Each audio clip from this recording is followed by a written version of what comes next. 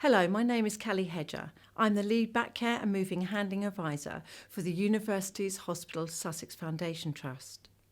I'm also an associate lecturer at the Chichester University in the new nursing school, and I have a master's in back care management and ergonomics. In this video, I'm going to show you how to stay safe when you're moving your patients or repositioning them. Never cut corners. It's never worth it. You are responsible for your own back. You are responsible for your positioning. And so don't cut corners, because the only person that will be injured is you. In this video, I'm going to provide a short overview of the anatomy and the physiology of the spine, which will demonstrate what happens when we twist and when we bend. I'll also demonstrate the correct position to adopt when you reposition a patient in bed, for example, when you wash their back, supporting a patient to stand from a bed, helping a patient to sit in a chair from a standing position. As we go through each example, I will explain how the electric profiling bed can support safe practice. Our spine is made up of the C-spine, thoracic, lumbar, sacrum, and the coccyx. When we bend forward, you get a compression of the spine, and if you twist, it can cause further compression. The best way you can protect your back is summed up in two words: posture and positioning. Be aware of both. Years ago, we used to say a good posture was about keeping your back straight, and the idea was to walk around as if you had an ironing board up your back. But we know that this is just not a normal position. You want a neutral spine. That means it shouldn't be overly upright, nor twisting or bent forwards. A normal spine has a curve, and the best way to protect a normal, healthy spine is to move normally. When it comes to lifting, remember your position. You should have a stable base, your feet should be well spaced and in sensible shoes. Maintain the line of your spine, so don't bend or twist. Bend your knees and keep your hands as close to the spine as possible. The further your hands are away from your spine, the higher the risk of injury to yourself. In a care setting, there are many scenarios that could lead you to bend or you twist or put too much strain on your lumbar spine. If you're feeding a patient, you may have to flex forward. You may be doing a dressing on a leg and you find yourself holding a static position. Such positions put your back at risk. Ask yourself, can I do this task? If not, be prepared to say no. You may have to find another way. You may need to mechanise a task, such as using a hoist. If you're working with a patient in a bed at any time, please make sure you adjust the height of the bed. This will protect your back. If I had £1 for every nurse that said they didn't have time to adjust the bed, I'd be a very rich lady. It takes a few seconds to raise an electric bed, but this could also save you weeks, if not months, of injury time.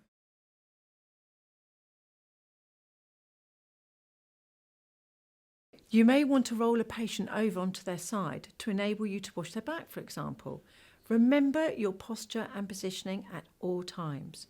If you're working with an electric profiling bed, you can use the electric controls to secure the bed at the correct and safe height. The bed needs to be sufficiently high so the caregivers can work safely and maintain a good posture, no twisting or bending. Generally, this means that the top of the mattress should be at umbilical height. If that isn't possible, you may have to use a mechanical aid. If you're dealing with a dependent patient and you need to work with another nurse, in the ideal world, you would work with someone roughly your height. But we know that that isn't always possible. So if you have two nurses at different heights, the taller nurse will have to reposition themselves by bending their knees. If you're working with electric profile in bed, repositioning a patient multiple ways becomes absolutely effortless with electric controls. You can adjust the patient's position by using the hand controls to make one side lower so the patient can comfortably roll onto their side. If the bed has a lateral tilt function, you can use this to achieve the roll move. But if you don't have an electric profiling bed, there are some strategies you can use to make the task easier.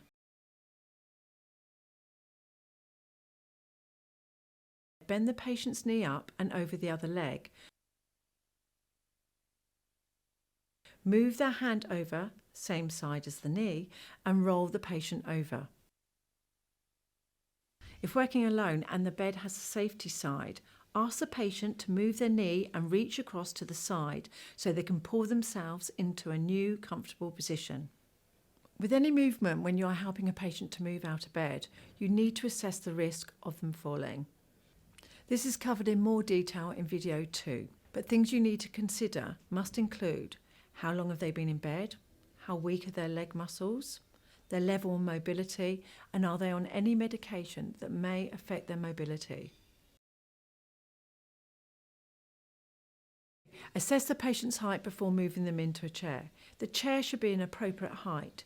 If it's too low, the patient could panic and grab hold of you on their way down and drag you down with them. As you support the standing patient and help to position them for sitting down, check your position. You should be in a neutral posture. Wrap your arm that is nearest to the patient around them and rest your hand on their outside hip. Don't hold on to their pants or their pyjamas. Your hand should be supportive and not gripping. Your other hand is palm to palm. Let the patient rest their hand on your other hand like a handrail. Don't link under the patient's arms. Armpits are for deodorant only. Help the patient to the chair and support them to turn until they feel the chair at the back of their legs. They should then reach their hands for the arms of the chair and sit down. If you need to assist them in lowering, remember your position and your posture to reduce the risk of injury to yourself. A similar approach can be taken when supporting a patient to stand from a bed. First, assess your patient. Are they willing and able to stand? Is there any reason why they shouldn't move now?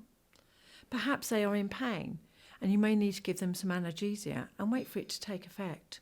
Once they are ready, the same golden rules apply. Remember your posture and position.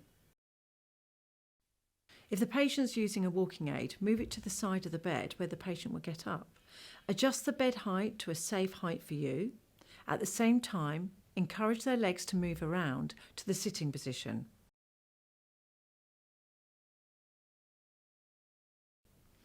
Allow a few minutes so the patient isn't dizzy.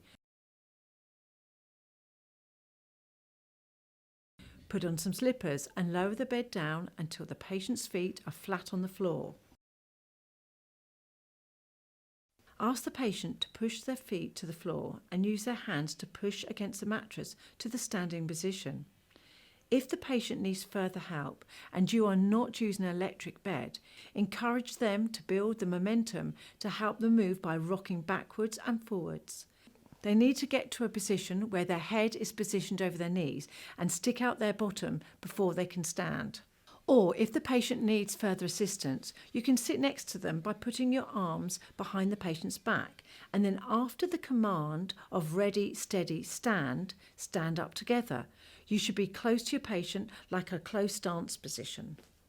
If the patient's using a walking aid, move that into position. Remember, you should always check the safe working load of the bed. For more information on this, see video 2 in the series. Remember, there's no on-calls for your back. You only get one, so don't take any risks with it. To keep you and the patient safe, assess their mobility, plan the move, and check your posture and your positioning. Don't hurry. You're more likely to have an accident. It just takes a few seconds to do it right.